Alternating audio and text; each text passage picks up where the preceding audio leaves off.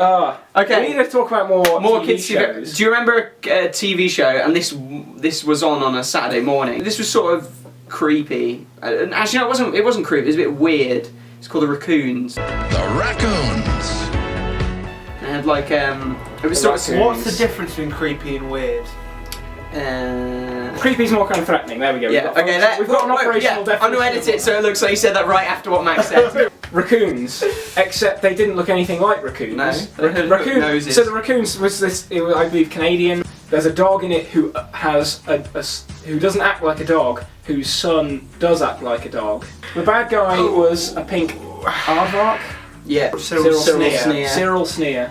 Could have been a pink who elephant. wants to deforest the Didn't forest. he have a really like goofy sidekick? He had a Cyril son, Sneer. I think. A son. All right, pup. That's the trouble with kids these days. No endurance. Really like round. No. His son was nice, and he was friends with Cedric was his son's name. Cedric Sneer was friends with the main raccoon, who was he called Raccoon in true Moomin style. Raccoon, his name was. His name was. You know more about this than I do. Maybe you should. Remember the Raccoons really well because of the theme tune sung by Lisa Lockheed on her 1988 album Evergreen Nights, which was also the soundtrack to the TV show. Well, it had this kind of weird eco message, didn't it?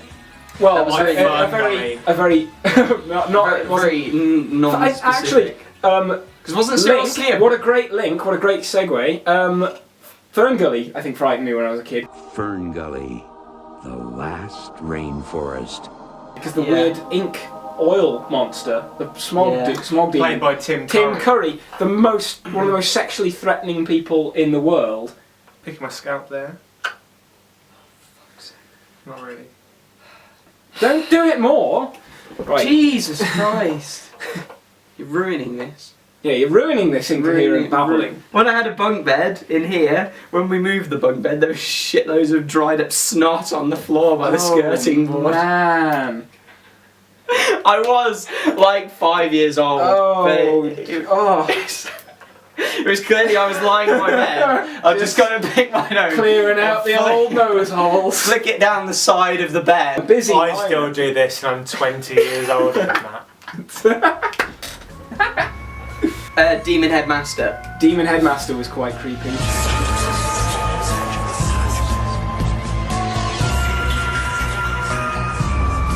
I also remember being disturbed by an episode of The Queen's Nose. Oh, what you've got to... I can't remember how they ever created dramatic tension in... So, again, for those of you who don't know, The Queen's Nose was a TV show about someone who had a magic 50p piece. If you rub it and rub the Queen's nose, because we're in the UK, the Queen is on all of our money. If you rub her nose, you get... Not for long, my friends. Whoa! Carry on. Making our Republican tendencies known on camera. How do you have dramatic tension in a TV show where people can wish things, but by doing something as simple as rubbing a coin? Could she? I thought there was a limited number of wishes. Yeah, there's like 50 of them or something. Well, that's wasn't that series a different person? Genies only give you 3. Didn't a different person get the 50p in each series? Or at least when... I think for it to retain its magical powers, you have to pass it on or something. Yeah. It was given to her in the first series by an uncle who went to India and met a shaman or some shit. Thank you, Uncle Ginger. I don't know what they have, like yogi, I don't know. Please edit that out. Oh my god, I'm such an arsehole. Okay, the Queen's Nose episode was where she was in she was in like a road traffic accident or something. Oh, I think I remember that, yeah. And it was really horrible, and she was in the hospital at the end.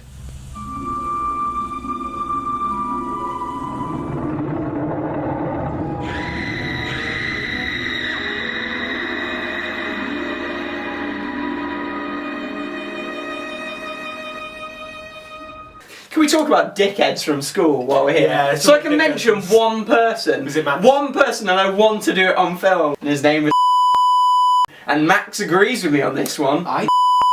You don't know who this person is because he went to our secondary school and he was a massive wanker.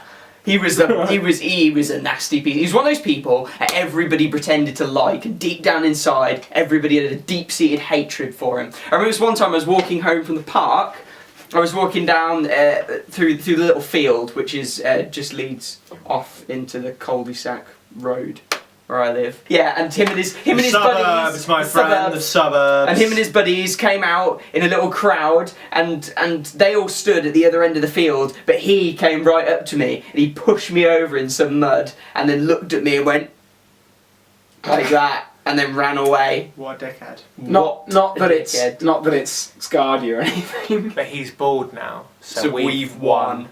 High five. Right. Yeah. There was really another wanted to thing swim around a that Yeah. really scared me when I was a kid, and I don't know what it was connected to in any way.